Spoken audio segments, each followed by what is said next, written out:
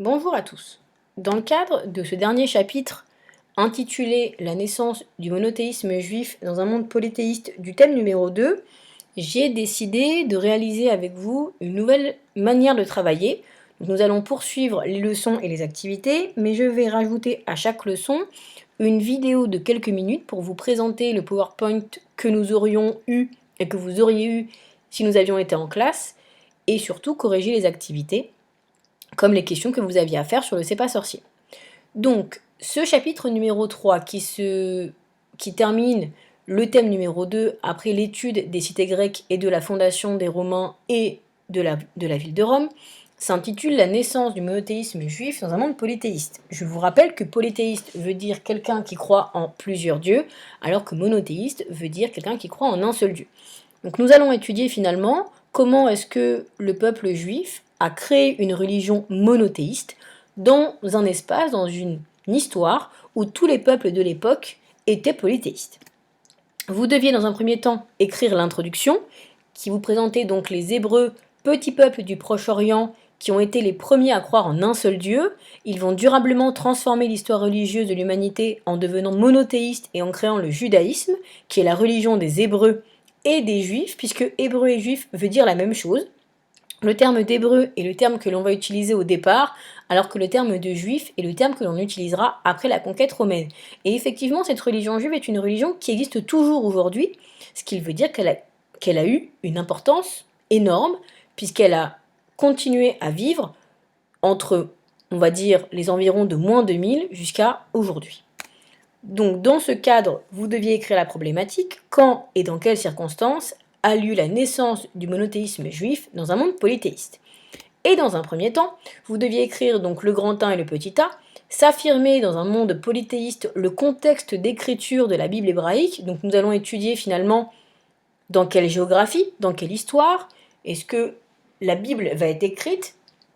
Et le petit a, un peuple qui cherche sa terre promise. Donc nous allons voir ce que c'était et ce que c'est encore aujourd'hui que la terre promise du peuple hébraïque ou juif.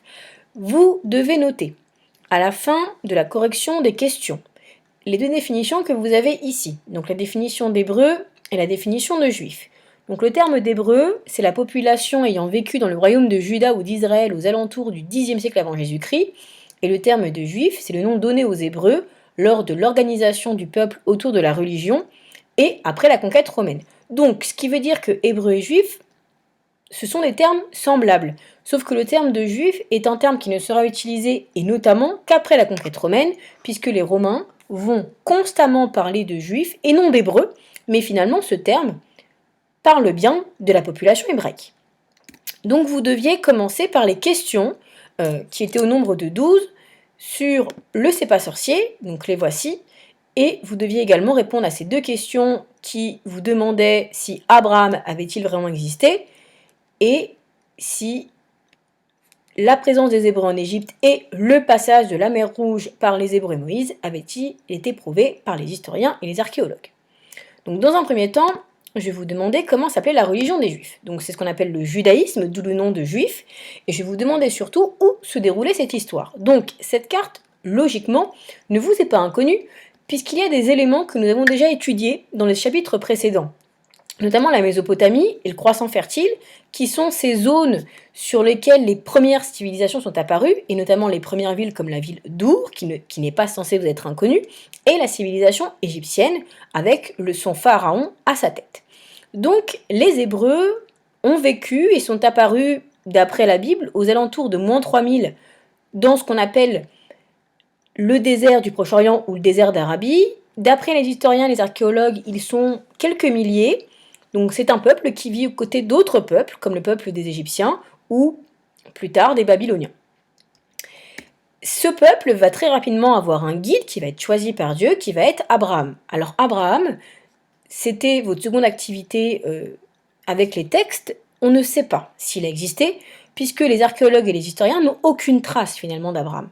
Alors Abraham, il a existé aux environs de moins 2000 d'après la Bible, et j'ai choisi cette représentation pour vous montrer que Abraham a été représenté très rapidement dans les synagogues qui sont les lieux de culte des Juifs ou dans des églises, ce qu'on verra plus tard. comme étant le guide des Hébreux et le premier guide. Alors, cet épisode qui vous est présenté ici, qui se trouve dans la synagogue de Ben Alpha en Israël et qui a été fait au 6e siècle après Jésus-Christ, représente le sacrifice d'Isaac, donc le fils d'Abraham, le fils unique d'Abraham, par Abraham. Dieu, en fait, a demandé à Abraham de sacrifier son fils pour lui prouver qu'il aime Dieu. Abraham va donc sacrifier son fils, en tout cas va commencer à sacrifier son fils, et au moment où le sacrifice va avoir lieu, Dieu, qui est représenté ici sous la forme d'une main, va arrêter Abraham et lui dire « Ce n'était qu'une sorte de test pour voir si tu croyais vraiment en moi, mais si tu es prêt à sacrifier ton fils pour l'amour de Dieu, cela prouve vraiment que tu crois en moi, et donc je te donne un agneau que vous avez ici à la place, pour sacrifier à la place de ton fils, et l'agneau est sacrifié. » Et Abraham devient finalement le guide de ce peuple qui va s'installer donc dans cette terre promise que Dieu leur donne, qui est le pays de Canaan. Donc Abraham et le peuple va s'installer ici, ses descendants, et puis au bout de quelques décennies, de quelques générations, il va y avoir des famines, et le peuple hébraïque va être obligé, ce sont les flèches violettes que vous avez ici, de partir finalement en Égypte. Donc ils quittent le pays de Canaan, se rendent en Égypte, et ils deviennent esclaves des Égyptiens. Là, je vous rattache aussi à votre seconde partie d'activité, puisque je vous demandais si la migration vers l'Égypte avait été prouvée. Et effectivement, les archéologues et les historiens expliquent qu'il était possible que les Hébreux aient quitté le pays de Canaan pour se rendre en Égypte, puisque l'Égypte était un pays déjà avec une très grande civilisation dirigée par un pharaon, et surtout avec une très grande agriculture, et que les peuples qui étaient en difficulté souvent se rendaient en Égypte pour s'installer et se réfugier. Donc ça a été prouvé, entre guillemets, par les archéologues et les historiens. Et un second guide va arriver, c'est Moïse. Alors Moïse, pour son histoire, il a été recueilli, il a été abandonné, puis il a été recueilli, il a été éduqué, il a grandi avec le pharaon, mais il va se rendre compte très rapidement qu'il n'est pas du tout égyptien, et qu'en fait il fait partie de ce peuple hébraïque. Les Hébreux, d'après la Bible, sont devenus les esclaves des pharaons et des Égyptiens, et Moïse va, entre guillemets, les sauver des Égyptiens. Il va les faire partir, il va les faire fuir, et surtout, il va les faire fuir en passant par la mer Rouge. Et c'est cet épisode-là qui fait que Moïse est extrêmement connu, enfin l'un de ces épisodes, puisque Moïse aurait permis aux Hébreux de passer la mer Rouge grâce et avec l'aide de Dieu, en ouvrant la mer en deux, la mer Rouge en deux, faisant passer les Hébreux et refermant la mer Rouge sur le pharaon et l'armée des pharaons.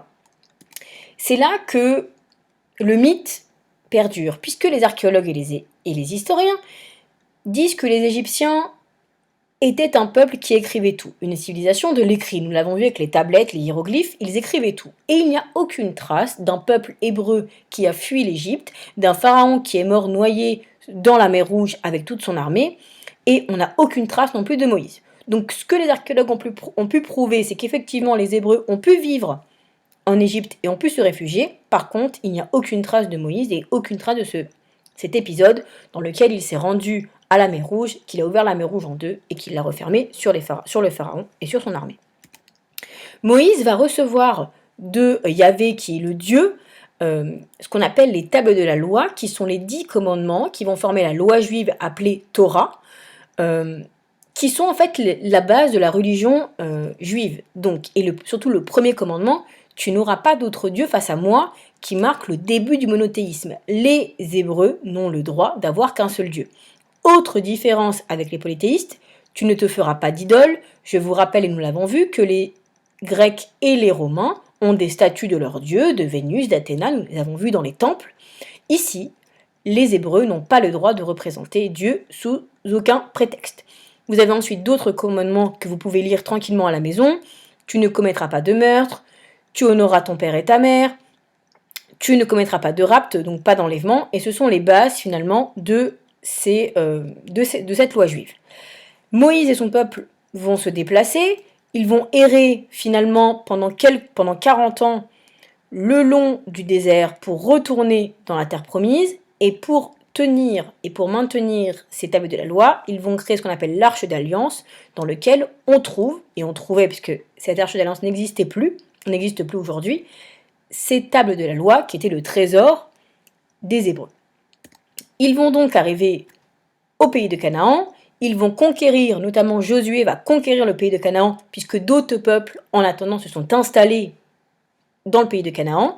Ils vont fonder les 12 tribus d'Israël en se basant sur les 12 fils d'Israël, petits-fils d'Abraham, qui vont fonder 11 royaumes, dont les plus connus sont les royaumes de Juda et le royaume d'Israël que nous verrons plus tard. Ce que je voulais vous montrer pour terminer, c'est qu'effectivement, certaines choses sont prouvées par les historiens et les archéologues, d'autres non.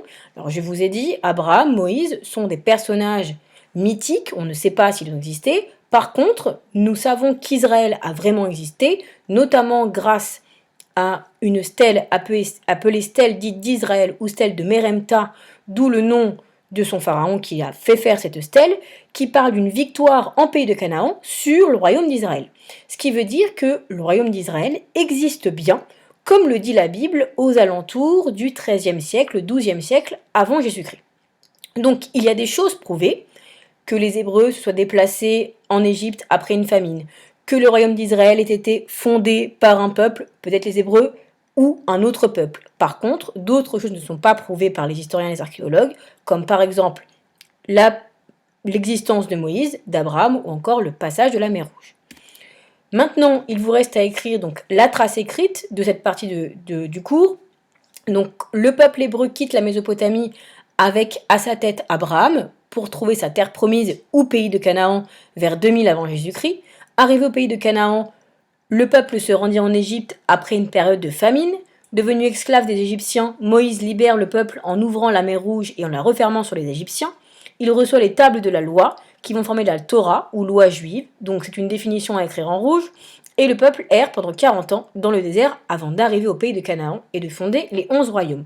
Voici le début de l'histoire d'après la Bible, et d'après aussi ce que les historiens et archéologues ont retrouvé, du peuple hébraïque.